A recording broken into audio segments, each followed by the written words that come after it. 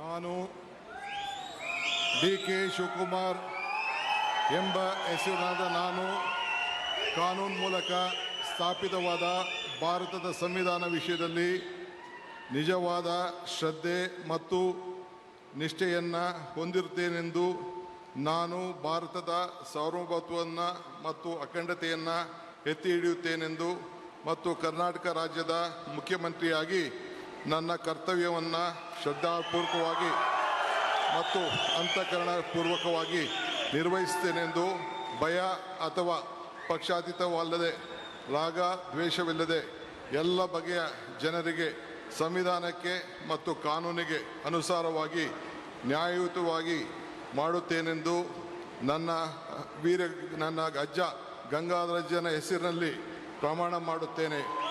ಶ್ರದ್ಧಾಪೂರ್ವಕವಾಗಿ ಪ್ರತಿಜ್ಞೆಯನ್ನು ಮಾಡುತ್ತೇನೆ. ಮಾನ್ಯ ಮುಖ್ಯಮಂತ್ರಿಗಳು ಈಗ ಪ್ರಮಾಣ ವಚನಕ್ಕೆ ಸಹಿ ಮಾಡಲಿದ್ದಾರೆ.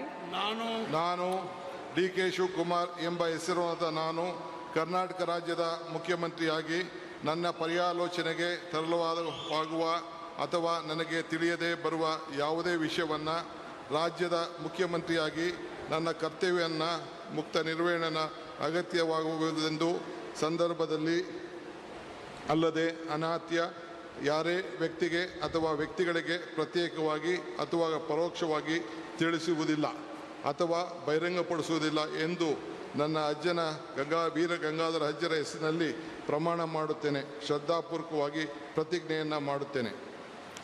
ಧನ್ಯವಾದಗಳು ಸರ್.